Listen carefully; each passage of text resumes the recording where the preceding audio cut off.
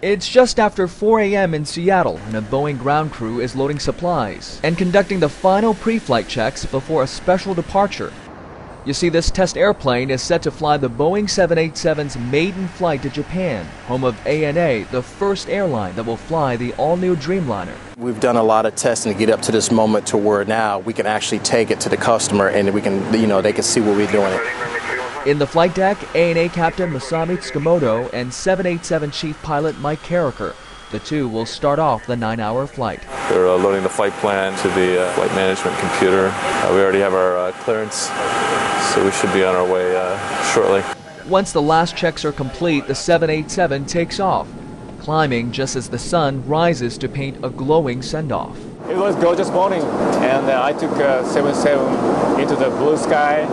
This is my dream came true. While this airplane has flown many extreme conditions as part of the 787 certification campaign, the goal of this flight is to simulate normal operation.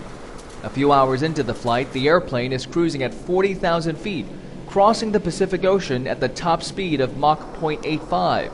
It's just the kind of long-range flight the 787 was designed for. We're not burning very much gas, and it's a very smooth flight, and it's just so exciting to let this airplane just let it run. Once in Japan, Boeing and ANA will put this airplane through a week-long validation, flying it on actual routes to cities like Osaka and Hiroshima. It's a dress rehearsal to make sure the 787 has a smooth entry into service. We're going to do all the things that a regular airline does. So this is the great segue between the flight test airplane of doing things and loading passengers and going on a revenue flight. Boeing and ANA engineers didn't wait to begin some of the tests. They used new software to send real-time reports of the airplane's performance back to ANA's headquarters in Tokyo. The 787 can track many more parameters than existing airplanes, so an early diagnosis of a potential problem could speed up repairs. Once the plane lands, task cards can already be issued, parts are already on the ground, and maintenance actions ready to take place. It's not all work. Many of the engineers and technicians find a chance to rest up ahead of an intense week of testing. Since it is a flight test airplane, though, you don't have the usual comforts of a passenger cabin. There's no in-flight entertainment. You'll have to improvise your own.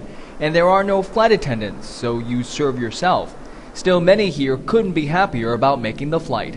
We've been 24/7 for, I'd say, over 2 years now, so it's exciting that we're getting towards the end. 8.5 hours into the flight, the coast of Japan appears below, and soon the airplane descends onto Tokyo Haneda Airport, landing just after 6:20 a.m. local time to a very warm welcome. Welcome to Japan! The first 787 flight to Japan complete. It's the first of many to come for ANA.